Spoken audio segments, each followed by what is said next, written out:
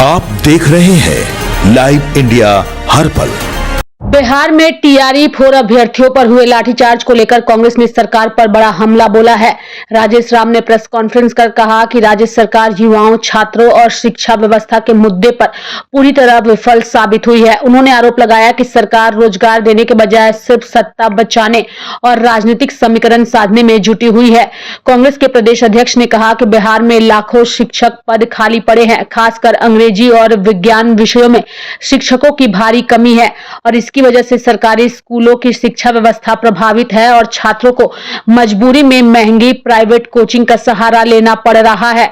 उन्होंने कहा कि कोचिंग संस्थानों के संचालक और फीस को लेकर सरकार की कोई स्पष्ट नीति नहीं है। टीआरई-4 अभ्यर्थियों पर हुए लाठीचार्ज की उन्होंने निंदा की है। मैं सबके प्रति आभार प्रकट करता हूं और धन्यवाद देता हूं कि इस विषम राजनीतिक परिस्थिति में राजनीतिक पार्टियों के सबसे सरल और सुलभ संवाद, जनहित के मुद्दों के संवाद के लिए सबसे आप उपयुक्त प्लेटफॉर्म लेकर के यहां मौजूद होते हैं और उस प्रेस कॉन्फ्रेंस में जनहित के मुद्दों पर हम अपने मुद्दा आपसे शेयर करते हैं। आज का विषय स्पष्ट है, आपका अनुमान भी होगा कि टीआरई-4 के अभ्यर्थियों को जिस तरह से वो अपनी मांगों को लेकर और मांग भी ऐसी जिसकी वैधता बिहार पब्लिक सर्विस कमीशन द्वारा कंडक्ट एग्जामिनेशन में रिजल्ट को परिणाम के बाद उन्हें अपॉइंट करने के लिए सरकार से तारीख पर तारीख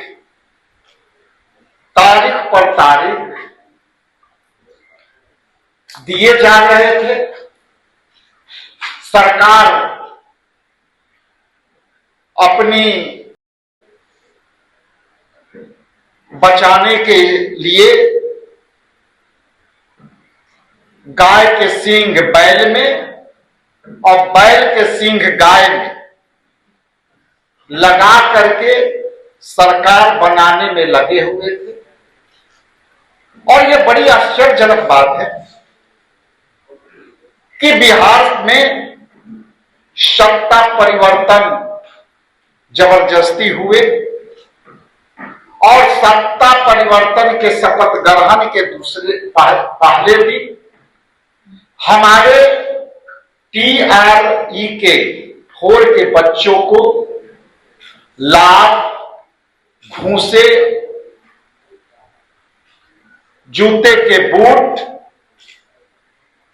महिलाओं को, लड़कियों को घसेट कर दुपट्टे, सर पर लाठी मारने का जो प्रवृत्ति सरकार ने अपनाई है, मैं उसको लेकर के घोर निंदा करता हूं और बिहार प्रदेश कांग्रेस कमेटी के तमाम नेता और लीडर और हमारे नेता राहुल गांधी जी ने इसे गंभीरता से लिया है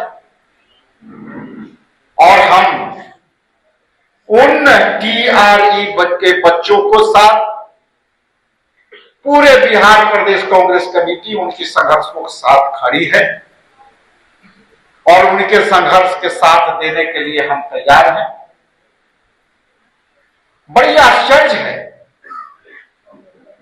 कि सभी मंत्री, पूर्व मुख्यमंत्री के 3 पुत्र मंत्री हुए, उन मुख्यमंत्रियों ने अपने पुत्र को बेरोजगार देख करके रोजगार दे दिया और हमारे बिहार के लगनशील परीक्षार्थियों को लाठी से आपने दौड़ा दौड़ा के पीटा, आपने अपने बच्चों का रोजगार दिया, लेकिन बिहार के इन नौजवानों को आपने रोड पर पीट करके घायल कर दिया।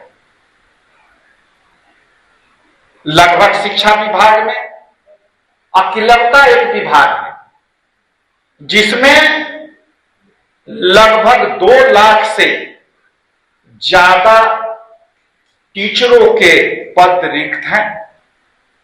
सभी शिक्षा विभाग में जितने भी विद्यालय हैं उसमें साइंस के टीचर नहीं है, उसमें इंग्लिश के टीचर नहीं है, और इसलिए बिहार में जो स्कूलों की हालत है, सरकारी स्कूलों की हालत है कि उनके पास इंग्लिश टीचर नहीं होने से उनके इंग्लिश का स्किल्ड नहीं है, बोलने का स्किल्ड नहीं है। मजबूरन लाखों लाख देकर लोग प्राइवेट कोचिंग में जाते हैं, अपने अभिभावकों की गाढ़ी कमाई को कोचिंग में देते हैं, और कोचिंग भी सरकार के अभिन्न अंगों में से एक है, उस पर भी कोई पैमाना नहीं है। शिक्षा कोचिंग के बारे में जो जैसे चाहता है वैसे चलाता है, उस पर भी अंकुश नहीं है। वहां भी परीक्षार्थी और परीक्षार्थी के अभिभावक पैसे के कारण लूटे जाते हैं। एक बात मैं स्पष्ट कर दूं कि बिहार प्रदेश कांग्रेस कमेटी बहुत शीघ्र इसे गंभीरता से लेकर हम इसे आंदोलन के रूप में लेंगे। आने वाला समय में अलग से आपको इस पर हम संवाद करेंगे, सूचना देंगे। लेकिन हर मंत्री जो बने हैं उनके पुत्र बेरोजगार थे, उसमें परिवारवादियों के 13 मंत्री बनाए गए हैं। इसलिए मैं सरकार से मांग करता हूं कि आपने अपने पुत्रों को रोजगार तो दे दिया, लेकिन हमारे TRE-4 के बच्चों को भी आप रोजगार का व्यवस्था करें। मैं आप लोग के माध्यम से ये मांग करता हूं। अंत में यदि आपका कोई सवाल है तो कई हमारे साथी पिछले दिनों हमारे एक बच्ची 10 साल के बच्ची के साथ पटना सिटी में रेप हुआ, और रेप के बाद जिस तरह से हमारे कांग्रेस पार्टी के वर्कर कैंडल मार्च निकाले, उन पर भी FIR किया। एक व्यक्ति आपके सामने बैठा हुआ है जिन पर FIR हुआ, वो है शशांक शेखर जी, और वो अपराधी के तरह पीटते हैं परीक्षार्थी। इसलिए ये सरकार से मैं मांग करता हूं कि ये लोकतंत्र है, संविधान से चलने वाली सरकार बनाइए। संविधान के तोड़ करके आप सरकार बनाते हो, लेकिन जनता पर जिस तरह से आप लाठियां बरसा रही हो, यही जनता आपको आने वाला समय में चुनौती बन के खड़ा होगी। आपका कोई सवाल हो तो आप ले। आपके सवाल आंदोलन करते हैं, कई अभ्यर्थियों को आज जेल दिया गया, जिसमें छात्र नेता विरोधी है। देखिए, जिस तरह से दमनकारी लोग सत्ता में आ गए, आप दूसरी अपेक्षा कर ही नहीं सकते। यहां किस पर क्या जनहित के जिस दिन मुद्दा है, आप भी यदि लिखना शुरू करोगे मीडिया वाले खुल के, तो आप पर भी केस होगी, और कई लोग पर केस हुई है। एक चैनल जो मुद्दा उठाता है उसको किस तरह से उसको एलिमिनेट किया गया। एक चैनल के साथी जो पोर्टल चलाते हैं, महिलाओं के लेकर के सवाल किया, तो उसके बीजेपी कार्यालय में उस व्यक्ति पर रोक लगाई गई। इसलिए ये सबके साथ होने वाला है। ये सरकार ये सब के दमनकारी नीति से जो सच बोलेगा, जो जनता की आवाज बनेगा, उसको ये सरकार दबाएगी, चाहे वो मीडिया हो, चाहे कोई राजनीतिक पार्टी। एक सवाल है, नमस्कार मित्रों, राजनीतिक आंधी, प्राकृतिक आंधी, वोट चोरी, बूथ लूट, विधायक चोरी, यहाँ तक तो चल रहा था, लेकिन बिहार एक नया उदाहरण है जहां मुख्यमंत्री की भी चोरी। इन सब घटनाओं के बाद आप सबों के बीच आपसे सीधा बात करने के लिए बिहार प्रदेश कांग्रेस कमेटी के सम्मानित अध्यक्ष हमारे नेता श्री राजेश राम जी हैं, तो आपसे सीधा संवाद करेंगे, उसके बाद आपको प्रश्न करेंगे। मंच पे हमारे साथ पटना साहिब के हमारे साथी विभाग नौजवान किसान शेखर जी भी हैं। मंच पे हमारे साथ हमारे साथी प्रवक्ता इंजीनियर कमलेश जी हैं। मंच पे हमारे साथ नदीम अख्तर जी हैं, मिलाद अनामे जी भी हैं, अस्मत अली अंसारी साहब भी हैं और रणजीत कुमार वाल्मीकि जी भी हैं। हम बिना विलंब किए माननीय अध्यक्ष श्री राजेश राम से अनुरोध करेंगे कि आप ये सीधा संवाद करें, फिर आपके प्रश्न भी लिए जाएंगे। इस वार्ता में हमारे पैनल में बैठे मीडिया के मुख्य प्रवक्ता राजेश राठौर जी, हमारे पैनल में बाएं तरफ बैठे शशांक शेखर जी जो पटना साहिब से चुनाव लड़े थे। इसके बाद हमारे कनेक्ट सेंटर के साथी यहाँ कमल जी हैं और नदीम जी हैं, रणजीत वाल्मीकि जी हैं, निर्मल जी हैं और हमारे उपस्थित सभी साथी इस पैनल पर मौजूद हैं।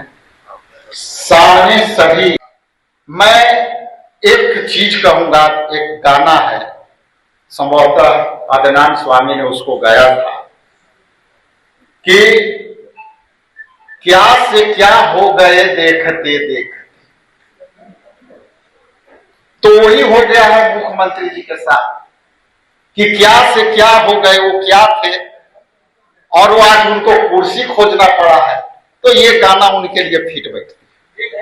सवाल है कि भाजपा की चुनाव जीत रही है और उसके बाद आपका गठबंधन अंदर चला शुरू हो गया, जैसे राहुल गांधी कह रहे हैं कि अब जो भाजपा को कांग्रेस हरा सकती है, सर्वदलीय राजनीतिक क्षेत्रीय दल भी भाजपा को हरा सकती है, तो क्या भाजपा से अब लड़ाई अब आपके अपने गठबंधन के अंदर लड़ाई है? देखिए, ये कोई भी चीज होती है उस पर चर्चा होती है। यदि स्वस्थ और हेल्दी चर्चा हो रही है तो वो लड़ाई नहीं मानी जाएगी। चर्चा यदि हुई तब ये सवाल बना और उसी सवाल से मुद्दा बनता है, उसी सवाल से एकजुटता आता है। अभी देखिए, गंभीर विषय ये है कि चुनौती उन सभी दलों के लिए है जो संप्रदायवाद के विरोधी हैं, जो संविधान के रक्षक हैं, जो संविधान के साथ न्याय पसंद करते हैं, उनके लिए ये बड़ी चुनौती है। ये उदाहरण आप तीनों राज्य में ले सकते हैं। दूसरा कि जिस तरह से तमिलनाडु, हम लोग खुद पॉलिटिकल साइंस के राजनीति शास्त्र पढ़ करके आए हैं, राज्यपाल के विवेक पर सारा चीज है, लेकिन कहे नहीं कि 8 को यदि कम है आपके सदस्य तो आप एक नोट कर दो और एक पार्टी, जो बीजेपी एक विधायक बना है, ये उसके लिए संघर्ष चल रहा है।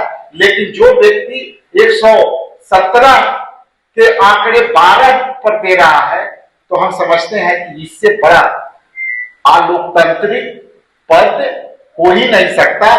आज के डेट में राजपाल नहीं, आज के डेट में राज्यपाल भाजपा के कार्यकर्ता के तौर पर काम कर रहे हैं। एक सवाल है, मंत्रिमंडल सचिवालय की तरफ से एक लेटर जारी किया गया है, जिसमें मुख्यमंत्री लिखा गया है सम्राट चौधरी, उप मुख्यमंत्री का नाम नहीं है, जो पद होता है विजय चौधरी, संसदीय कार्य मंत्री भूपेंद्र यादव, फला विधायक।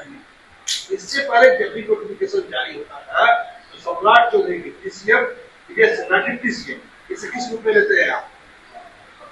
इसको इस रूप में लीजिए कि हम अभी क्या कर रहे हैं कि ये लोग कभी भी कुछ कर सकते हैं, तो ये तो सरकार किसी भी तरह से बढ़ा लेते हैं, तो अपनों के साथ भी किसी तरह से कुछ भी कर सकते हैं।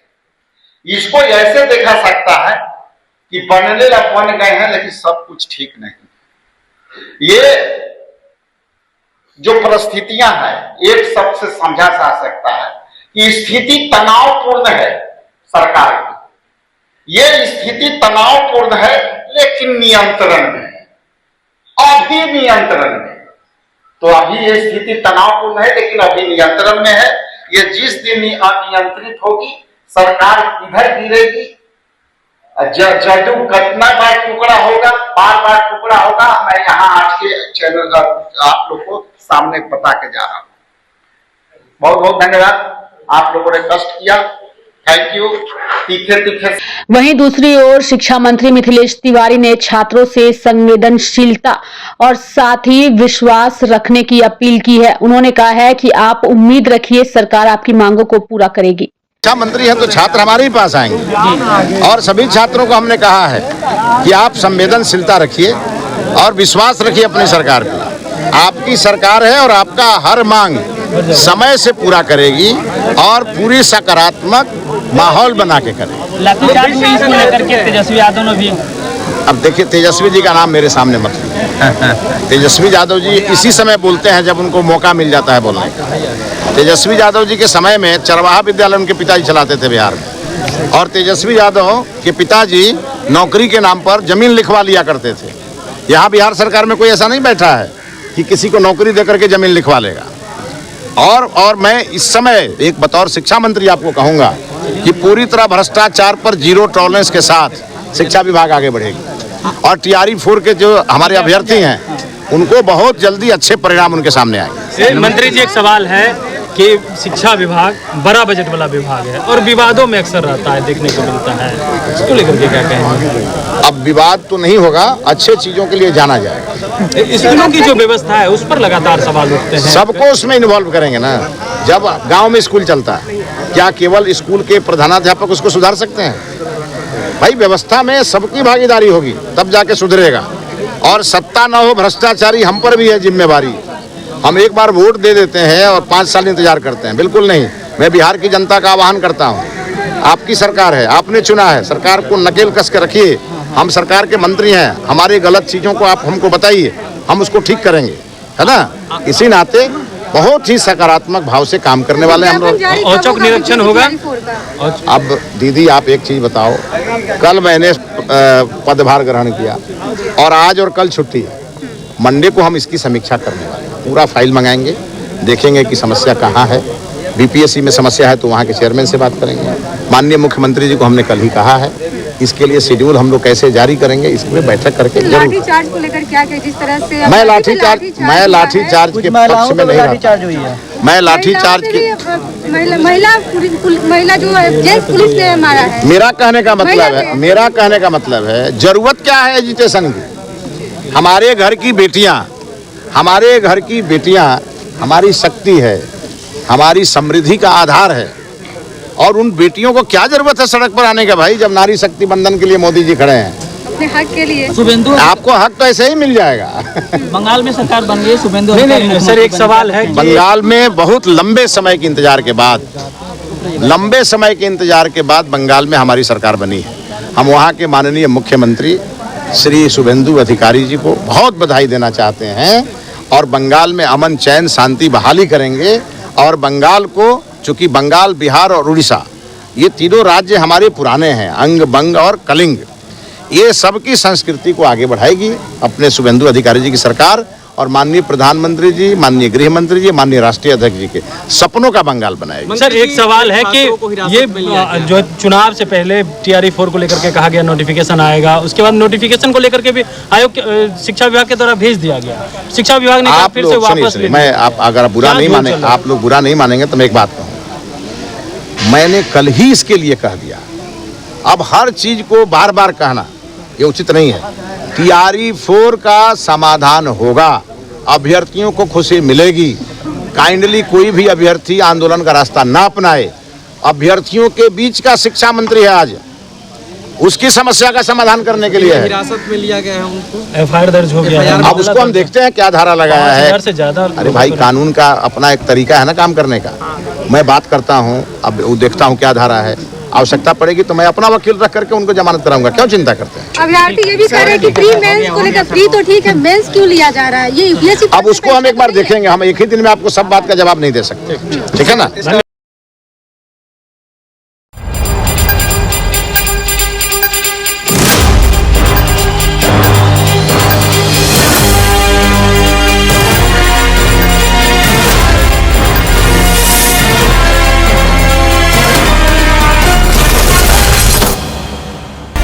आप देख रहे हैं लाइव इंडिया हर पल।